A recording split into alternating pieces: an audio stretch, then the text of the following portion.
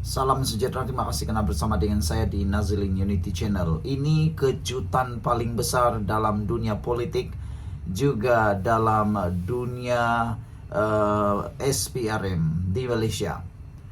Pastinya keputusan yang diumumkan ini membuatkan lebih ramai orang takut dan mungkin akan lebih berhati-hati.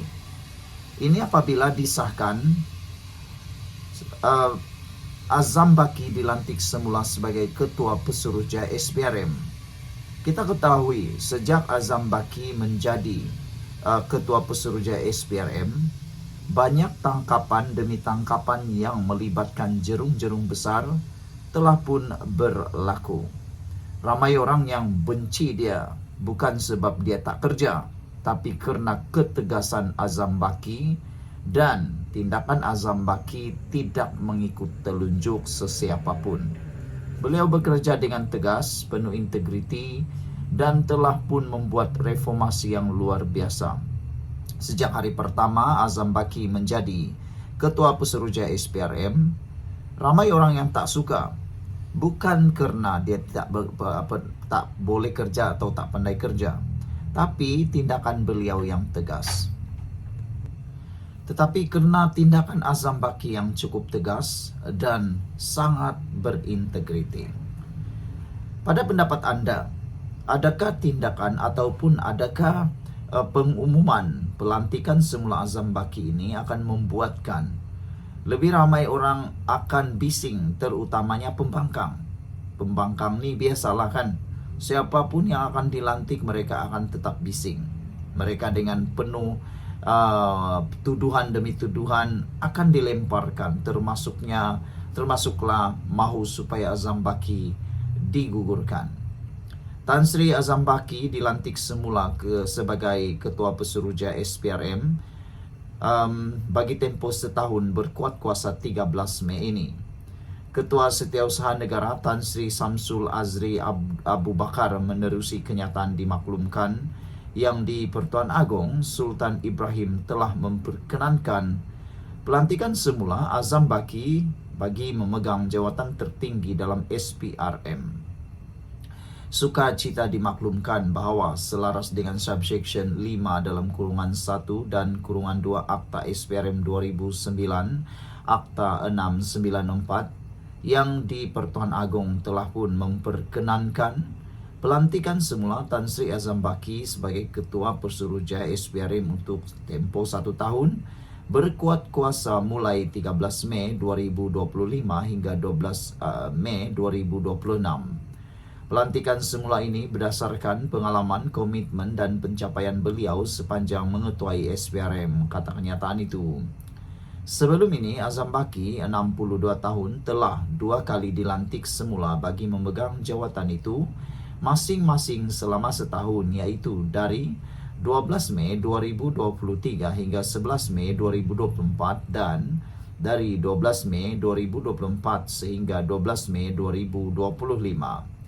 Beliau dilantik sebagai Ketua Pesuruhjaya SPRM pada 9 Mac 2020, menggantikan Latifah Koya yang mengambil keputusan memendekkan kontrak perkhidmatannya selaras dengan subsection 5 dalam kurungan 3 Akta SPRM 2009. Azam merupakan nama yang tidak asing dalam lanskap dan penguatkuasaan undang-undang dan usaha pembenterasan rasuah negara. Sekian untuk kali ini. Jangan lupa tinggalkan komen anda. Sila tekan butang subscribe dan kita jumpa lagi. Bye-bye. Salam sejahtera. Terima kasih kerana bersama dengan saya di Nazilin Unity Channel. Hari ini kita digemparkan sekali lagi dengan tangkapan oleh SPRM terhadap jerung besar. Sejak Anwar Ibrahim menjadi Perdana Menteri, kita kini disajikan dengan pelbagai tangkapan demi tangkapan yang luar biasa. Tangkapan bukan biasa-biasa, tetapi tangkapan yang luar biasa. Hari pertama Anwar Ibrahim menjadi Perdana Menteri, beliau sudah berjanji beliau akan memerangi rasuah dengan perang habis-habisan. Hari ini janji itu telah dikotakan. Apabila yang ditangkap bukan biasa-biasa, tetapi orang-orang besar jerung-jerung besar dan bukan lagi ikan-ikan bilis. Hari ini, seorang pengarah syarikat ditahan reman oleh SPRM, ditangkap oleh SPRM gara-gara rasuah kerakyatan. Sebelum kita teruskan ulasan kali ini, siapa yang ada masalah kencing manis, gout, dan tinggi darah, tekan butang produk yang ada dalam video ini, karena produk kencing manis, tinggi darah, dan juga gout yang ada dalam video ini dapat membantu Anda menyelesaikan masalah itu dengan harga yang cukup murah. Sudah ramai yang menggunakannya dan lulus KKM serta halal. Cepat beli selagi stok masih ada. Saya kongsikan dengan Anda karena beribu-ribu orang sudah mendapat manfaatnya. Apa kata Anda juga menjadi salah seorang daripada yang telah menerima manfaat itu? Hari ini, Malaysia gempar apabila SPRM Suruhanjaya Pencegahan Rasuah Malaysia menangkap reman, menahan seorang pengarah syarikat yang disyaki terlibat dalam skandal rasuah, mempercepatkan pemprosesan permohonan kewarganegaraan bagi rakyat asing. Magistrate Kunasundari Marimuthu mengeluarkan keizinan penahanan reman 3 hari sehingga 11 April itu susulan permohonan dibuat agensi anti rasuah terbabit di Mahkamah Magistrate Putrajaya pagi tadi. Menurut sumber, suspek seorang lelaki berusia 50-an dan ditahan kira-kira jam 4.55 petang semalam ketika tiba di Ibu Pejabat SPRM di Putrajaya untuk direkodkan keterangannya. Suspek dipercayai bersubahat dengan beberapa individu lain untuk menawarkan rasuah antara RM1.000 hingga RM30.000 bagi setiap permohonan kepada pegawai di Jabatan Kerajaan sejak tahun 2023. Wow, ini bukan satu jumlah yang main-main. Ini satu jumlah yang besar. Bayangkan sehingga RM30.000 setiap permohonan rasuahnya. Patutlah ramai orang yang berminat sangat, jumlahnya luar biasa. Sogokan itu bertujuan untuk memudahkan kelulusan permohonan kewarganegaraan Malaysia bagi warga asing tanpa perlu mengikut prosedur yang sepatutnya, kata sumber itu. Ramai netizen yang mencadangkan orang-orang seperti ini, pemberi rasuah dan penerima rasuah, patut diberikan hukuman paling berat yang ada di Malaysia.